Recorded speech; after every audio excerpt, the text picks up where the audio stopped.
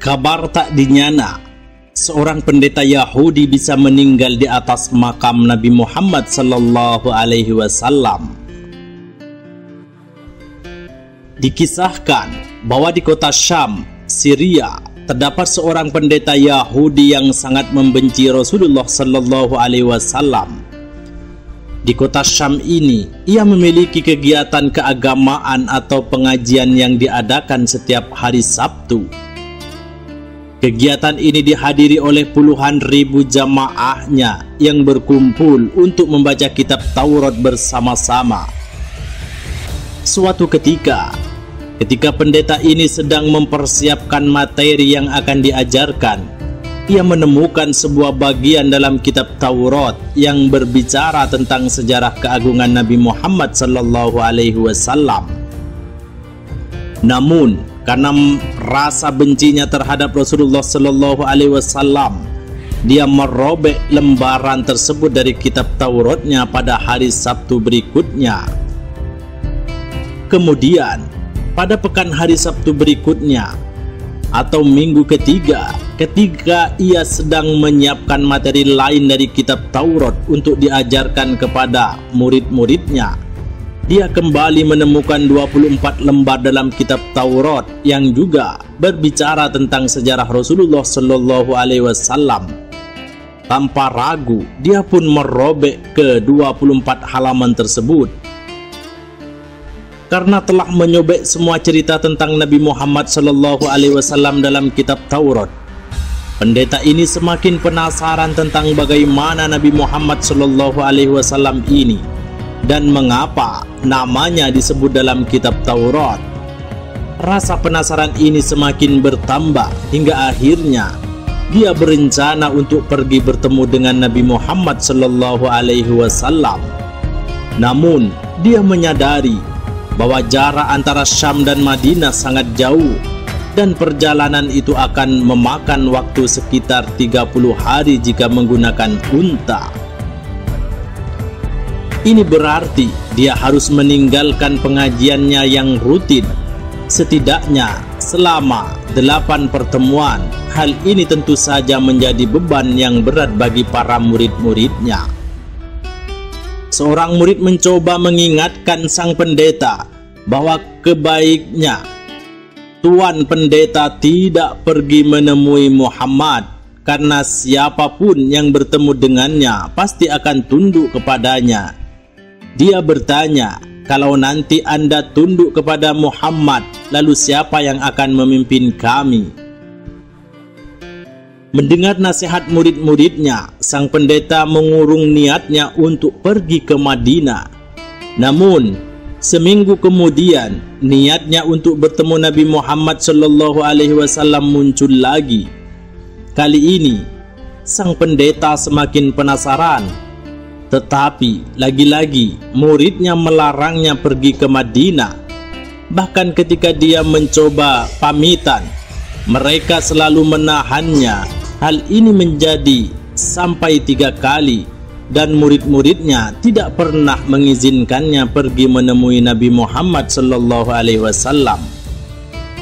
Akhirnya, karena keinginannya yang tidak tertahan lagi, sang pendeta berkata kepada murid-muridnya, "Aku berharap kalian memperkenankan agar aku bertemu dengan Muhammad."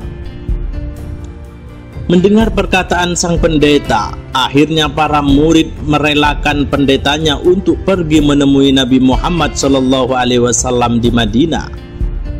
Akhirnya pada suatu hari, sang pendeta berangkat ke kota Madinah. Perjalanan itu memakan waktu selama 30 hari. Dan akhirnya dia tiba di pintu gerbang kota Madinah.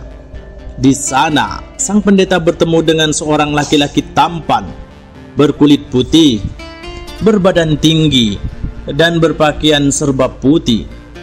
Karena kegagahannya, yang pendeta mengira bahwa laki-laki tersebut adalah Nabi Muhammad sallallahu alaihi wasallam.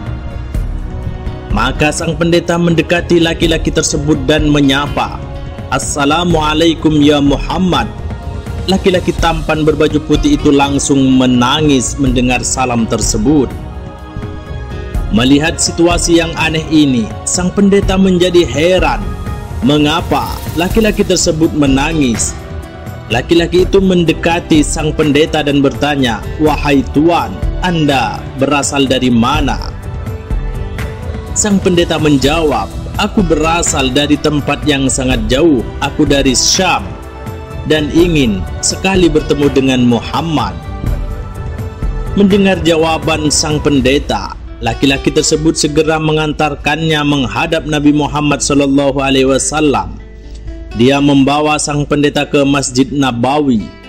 Sang pendeta kemudian menyadari bahwa laki-laki tampan tersebut bukanlah Nabi Muhammad SAW.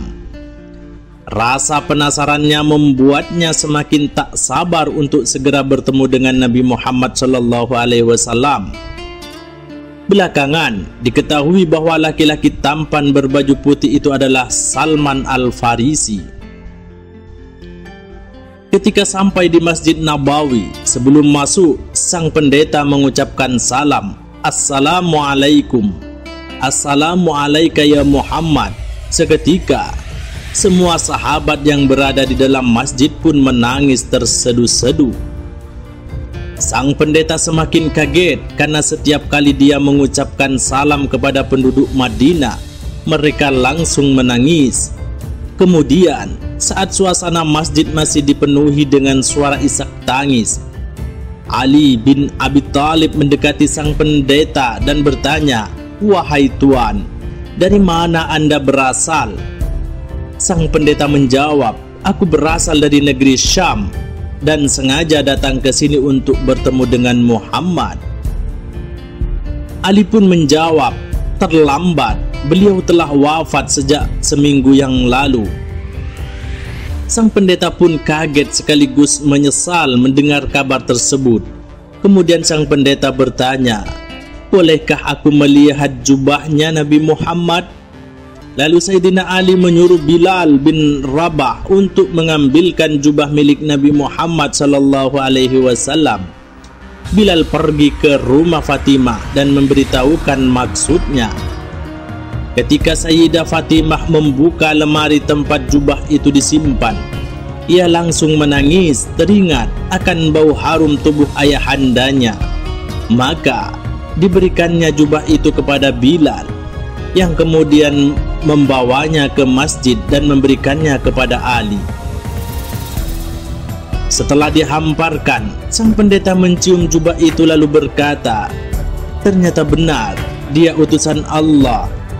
Beginilah bau harum Nabi Muhammad seperti yang disampaikan dalam kitab Taurat." Ketika jubah itu dihamparkan, sang pendeta melihat ada 12 tambalan pada jubah itu, dan ia meyakini bahwa jumlah itu sesuai dengan apa yang diterangkan dalam kitab Taurat. Akhirnya, sang pendeta sangat yakin bahwa Nabi Muhammad SAW adalah seorang utusan Allah Subhanahu wa Ta'ala, dan dia adalah nabi penutup di antara semua nabi, sebagaimana yang tertera dalam kitab Taurat. Kemudian sang pendeta berkata pada Ali, "Wahai Ali, bagaimana caranya aku bisa masuk Islam?" Ali menjawab, "Katakanlah, Ashhadu an la ilaha illallah wa ashhadu anna Muhammadar Rasulullah." Pendeta itu pun mengikuti dan menjadi seorang muslim setelah mengucapkan 2 kalimat syahadat tersebut.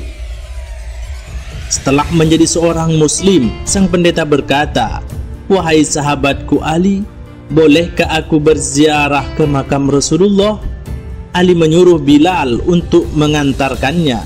Ketika sampai di sana, sang pendeta mengangkat kedua tangannya dan berkata, "Ya Allah, aku ingin bertemu Muhammad, tapi kini aku sudah terlambat, dan aku ingin engkau mempertemukanku dengannya di alam barzah. Mohon ya Allah, matikanlah aku." Tiba-tiba sang pendeta terjatuh dan langsung meninggal dunia dalam keadaan husnul khotimah.